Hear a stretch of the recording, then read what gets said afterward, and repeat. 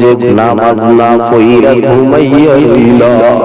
কত মানুষ তো এই ঘুমের মধ্যে মারা যায়, কত মানুষ বাস অ্যাক্সিডেন্টে মারা যায়,